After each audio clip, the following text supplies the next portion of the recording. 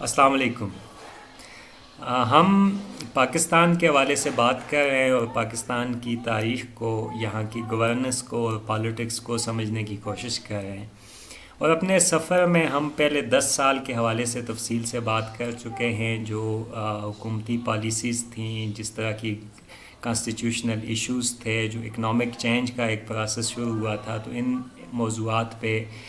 کافی حد تک ہم تفصیل سے بات کر چکے ہیں اور ان کے بہت سارے پہلوؤں پہ بات ہو چکی ہے۔ آج ہم اگلے سٹیپ پہ جاتے ہیں اور 1958 سے لے کر 1971 تک کے پاکستان پہ ہم بات کریں گے،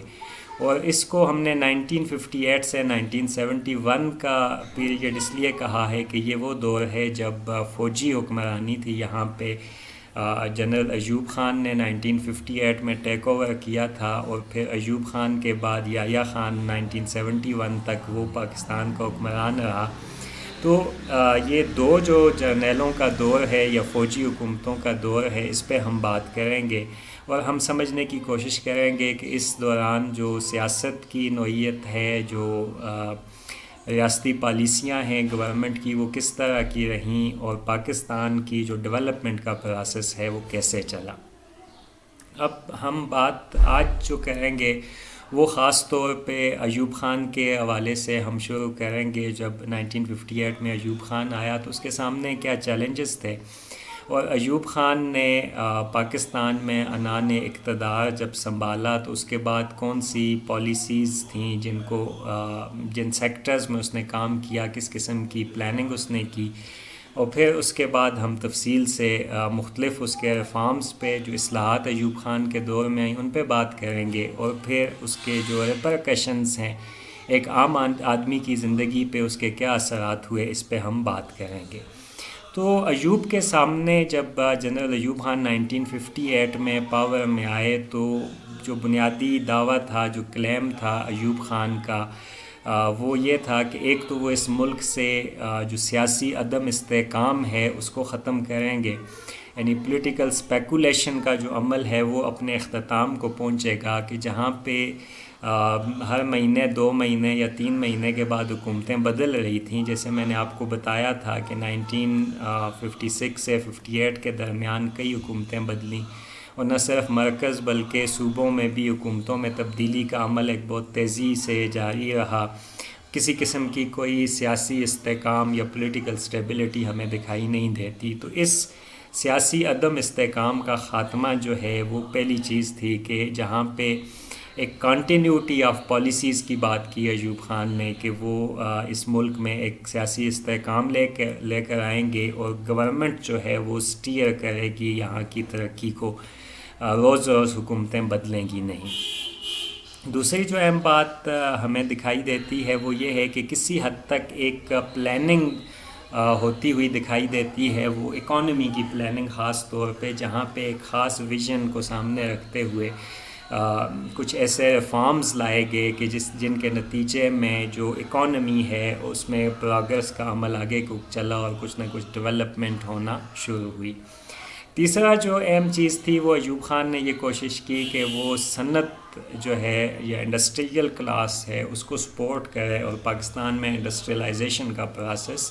تیزی سے آگے چل سکے۔ تو اس انڈسٹریلائزیشن کے ساتھ جو ایک لازمی چیز تھی،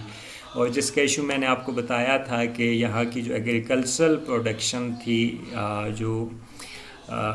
زرعی پیداوار تھی، وہ کم ہونے کی وجہ سے بعض اوقات آپ اپنا فارن ایکسچینج جو ہے وہ باہر سے فوڈ امپورٹ کرنے پہ لگاتے تھے۔ تو ایگریکلچرل ریفارمز بھی ایوب خان نے لانے کا دعویٰ کیا کہ وہ ایسے زرعی ریفارمز یا ایسی زرعی اصلاحات لے کے آئے گا کہ جس سے پاکستان سیلف سفیشینٹ ہوگا، خود کفیل ہوگا زراعت میں، ایگریکلچر میں۔ تو اب یہ بنیادی طور پہ 4 کلیمز تھے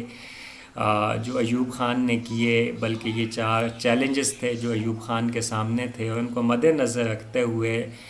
جو ملٹری رجیم تھا اس نے ایک پالیسی بنائی، اور اس نے اپنے سامنے ایک گول سیٹ کیا۔ تو آج ہم اس گول پہ بات کریں گے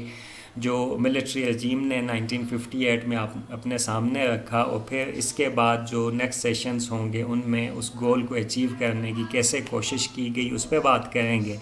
اور اس کے کیا اثرات ہوئے عام آدمی کی زندگی پہ، پھر اس پہ بات کی جائے گی۔ تو یہ 3 حصوں پہ ہماری گفتگو مشتمل ہوگی جنرل ایوب خان کے حوالے سے۔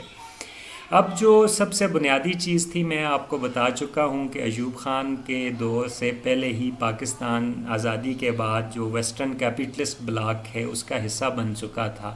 اور امریکہ کی فرنٹ لائن سٹیٹ کے طور پہ ابھر چکا تھا۔ امریکہ کے ساتھ اس نے دفاعی معاہدے بھی کیے تھے، سینٹو اور سیٹو کے نام سے، اور ان میں جو بنیادی فوکس تھا وہ یہی تھا کہ سوویت یونین کی جو ایکسپینشن ہے ٹورڈز انڈین اوشن اس کو پاکستان روکے گا، اور اس کے بدلے میں پاکستان کو امداد بھی ملے گی، دفاعی امداد بھی ملے گی، اور یہ امداد جو ہوگی، جو اسلحہ ملے گا یا جو ٹریننگ ملے گی، یہ سوویت یونین کے خلاف، اگر وہ ایکسپینشن اس کی ہوتی ہے تو اس کے خلاف استعمال ہوگی۔ اب ایوب خان نے جب یہاں پہ انڈسٹریلائزیشن کے عمل کی ابتدا کرنی تھی تو اس کے لیے لازمی تھا کہ یہاں پہ جو صنعت کار طبقہ ہے، کیونکہ انڈسٹریلائزیشن 2 طرح سے ہو سکتی ہے، ایک اسٹیٹ لیڈ انڈسٹریلائزیشن ہوتی ہے جس میں ریاست یا جو حکومت ہوتی ہے وہ خود صنعتیں لگاتی ہے، اور وہ صنعتیں اسٹیٹ کے کنٹرول میں ہوتی ہیں، اور اس کو ہم کہتے ہیں کہ سینٹرل پلاننگ کے ذریعے حکومت ملک کے مختلف حصوں میں صنعتیں لگاتی ہے اور صنعتی ترقی کے پہیے کو چلاتی ہے، جس میں جو پرافٹ میکنگ ہے وہ بھی اسٹیٹ خود کر رہی ہوتی ہے، اور جو اس کے بدلے میں لوگوں کو تنخواہیں وغیرہ مل رہی ہوتی ہیں، جو ویجز مل رہی ہوتی ہیں، وہ بھی اسٹیٹ کا ڈیسیجن ہوتا ہے، اسٹیٹ دے رہی ہوتی ہے۔ دوسری جو ہمیں دکھائی دیتی ہے صنعتی ترقی کا ماڈل، جو بنیادی طور پہ پرائیویٹ مارکیٹ اکانومی کا ماڈل ہے، اس میں پرائیویٹ جو سرمایہ دار ہے وہ صنعتیں لگاتا ہے، اور حکومت صرف اس کو فیسیلیٹیٹ کرنے کا کردار ادا کر رہی ہوتی ہے۔ تو پاکستان چونکہ کیپٹلسٹ بلاک میں تھا تو اس لیے اس کی جو اکنامک ڈیولپمنٹ کا ماڈل تھا وہ بھی کیپٹلسٹ اکنامک ڈیولپمنٹ کا ماڈل تھا۔ اس لیے یہاں کا جو انڈسٹریلسٹ طبقہ ہے، جو سرمایہ دار طبقہ ہے، اس طبقے کو فیسیلیٹیٹ کرنے کی کوشش کرنی تھی، اور اس سرمایہ دار طبقے کو کیسے فیسیلیٹیٹ کرنا تھا، اس کے لیے لازمی تھا کہ یہ سرمایہ کار طبقہ دوسرے ممالک سے وہ مشینیں منگوا سکے، جو وہ اپنی کیپیٹل انٹینسو انڈسٹری میں لگائے، اور ان مشینوں کے ذریعے یہاں پہ مینوفیکچرنگ ہو سکے۔ تو دوسرے ملکوں سے کیپیٹل گڈز منگوانی تھیں۔ اب جب دوسرے ملکوں سے کیپیٹل گڈز منگوانی تھیں تو اس کے لیے فارن ایکسچینج چاہیے تھا، اور یہ فارن ایکسچینج آپ کو کچھ اپنے وسائل سے مل سکتا تھا، اور کچھ آپ جو ہے انٹرنیشنل جو مانیٹری ادارے ہیں، جو مالیاتی ادارے ہیں، ان سے لونز کی شکل میں مل سکتا تھا۔ تو حکومت نے ایسی پالیسیز بنائیں کہ جس میں دوسرے ممالک سے قرضوں کا لینا جو ہے وہ ممکن ہوا، کہ جو مانیٹری ادارے ہیں، جو اسٹیٹس ہیں، ان سے لونز لیے گئے، اور ان لونز کو پھر ایک خاص میکانزم کے ذریعے اس انڈسٹریل کلاس تک پہنچایا گیا، اور اس سے یہ صنعت کار طبقہ جو تھا وہ دوسرے ممالک سے اپنے لیے کیپیٹل گڈز منگواتا تھا جو اس کی مینوفیکچرنگ انڈسٹری میں لگتی تھی۔ اب مینوفیکچرنگ انڈسٹری جو ہے وہ اس وقت صحیح انداز میں کام کرتی ہے، یا آپ کی صنعت جو ہے وہ اس وقت صنعتی ترقی ہوتی ہے کہ جب صنعت کار طبقے کے پاس منافع کمانے کے، اپنی انویسٹمنٹ پہ پیسہ کمانے کے زیادہ مواقع ہوں۔ ادروائز وہ ایسے ملکوں کی طرف جاتا ہے کہ جہاں پہ اس کو زیادہ وہ پیسے کما سکتا ہے، زیادہ منافع کما سکتا ہے، کیونکہ صنعت کار کے سامنے جو مقصد ہوتا ہے وہ ہمیشہ اس کے اپنے سرمایہ میں اضافہ ہوتا ہے۔ اب پاکستان میں اس کے لیے بھی فضا ہموار کرنی تھی کہ یہاں کا جو صنعت کار طبقہ ہے اس کے لیے زیادہ پیسہ کمانے کے مواقع پیدا کیے جا سکیں، اور جو دولت کا ارتکاز ہے وہ صنعت کار طبقے کے پاس ہو۔ اب اس کے لیے لازمی تھا کہ پاکستان جو ہے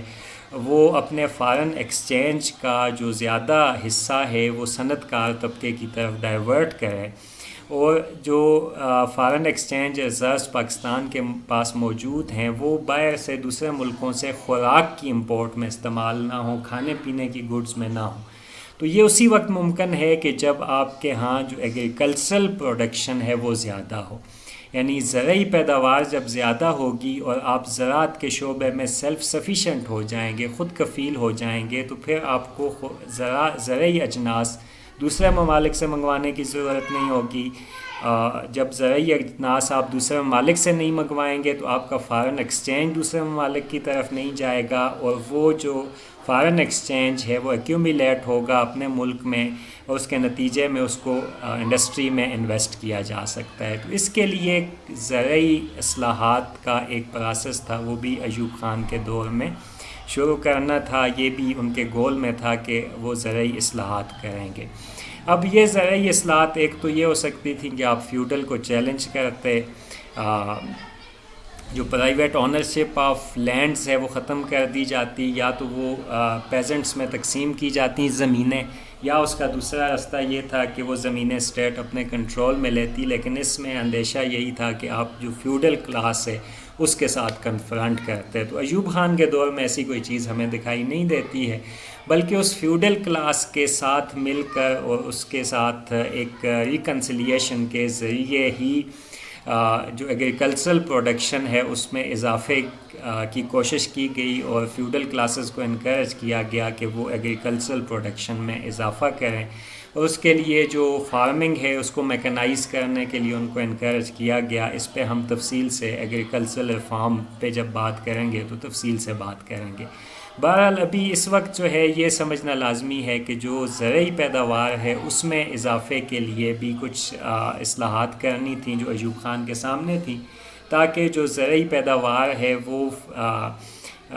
سیلف سفیشنسی کے لیے بہت لازمی ہے، اور جب تک سیلف سفیشینٹ آپ ایگریکلچر میں نہیں ہوں گے تو صنعتی ترقی جو ہے اس میں مشکلات پیش آئیں گی۔ دوسرا، یہ جو زرعی اجناس ہیں ان کی قیمتوں کو کم رکھنا بہت لازمی تھا، تاکہ جو ورکنگ کلاس ہے شہروں کے اندر جو صنعتوں میں کام کرتی ہے اس پہ بہت زیادہ برڈن نہ بنے، اس کو سستی چیزیں آسانی کے ساتھ میسر آ سکیں کھانے پینے کی۔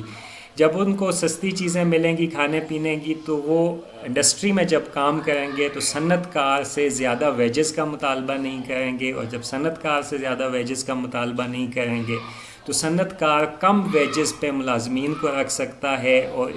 جب وہ ویجز کم دے گا تو اس کا پرافٹ میکنگ کا سکوپ ہے وہ زیادہ ہو جائے گا، وہ زیادہ سے زیادہ منافع جو ہے وہ اکٹھا کر سکتا ہے، اور جتنا صنعت کار زیادہ منافع اکٹھا کرے گا وہ اس کو مزید صنعت میں انویسٹ کر کے اپنی صنعتوں کو زیادہ کر سکتا ہے۔ تو اب ایک جو صنعتی ڈسپلن کے اندر کام کرنے والی ورکنگ کلاس کی ضرورت تھی، تو یہ اسی وقت ممکن تھا کہ جب آپ خوراک میں نہ صرف خود کفیل ہوں بلکہ سستی خوراک بھی آپ کو ملے۔ تو اس وجہ سے ایوب خان کے دور میں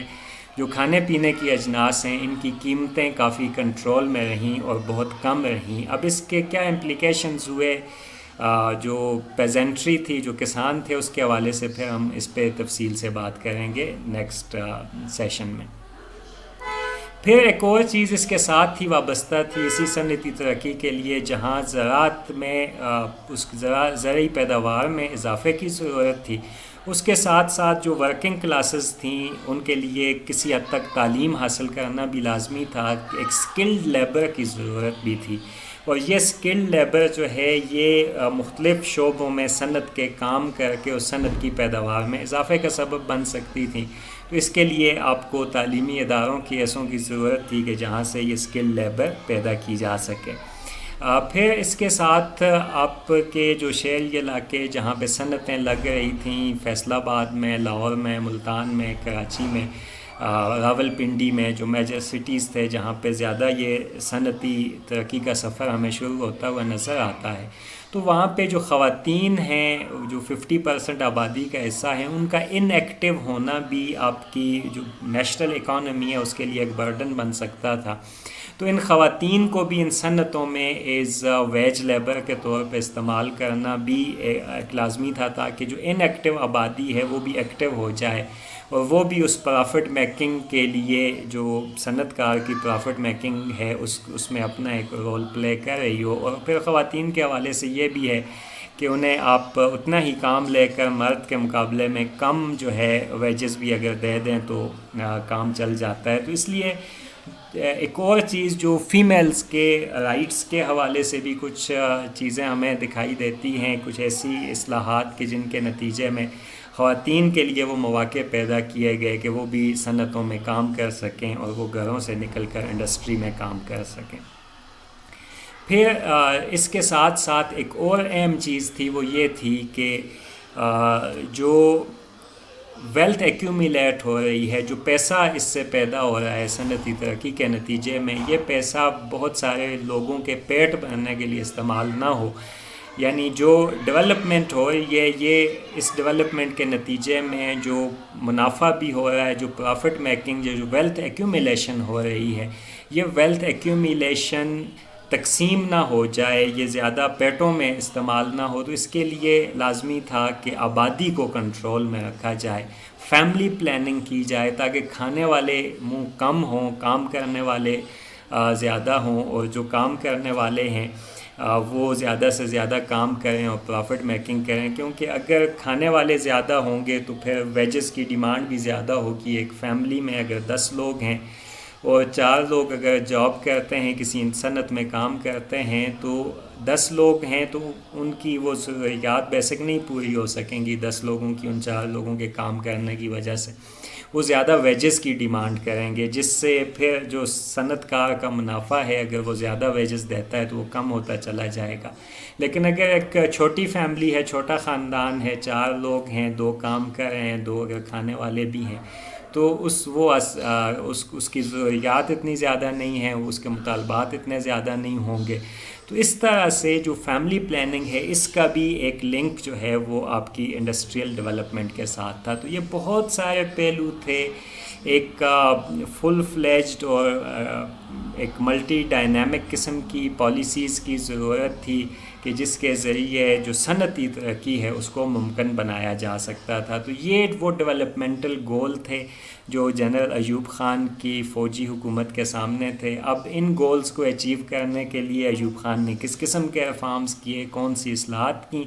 اس پہ ہم بات کریں گے، اس کی صنعتی اصلاحات پہ بات کریں گے، اس کی زرعی اصلاحات پہ بات کریں گے، جو اس نے سیاسی طور پہ جو کانسٹیٹیوشنل ریفارمز کرنے کی کوشش کی اس پہ بات کریں گے، جو فیملی پلاننگ کے حوالے سے اس نے کی ان پہ بات کریں گے، ان چاروں پہ، اور پھر ہم بات کریں گے اس کے امپلیکیشنز پہ کہ آخر جب یہ تمام اصلاحات ہو رہی تھیں تو کیوں لوگ پھر اسی فوجی حکومت کے خلاف باہر نکل آئے، انہوں نے چیلنج کرنا شروع کیا، یہ ڈس سیٹسفیکشن کس وجہ سے پیدا ہوئی، کون سے اس کے اسباب تھے، ان پہ تفصیل سے بات کی جائے گی۔ آج کے لیے اتنا ہی، تھینک یو ویری مچ۔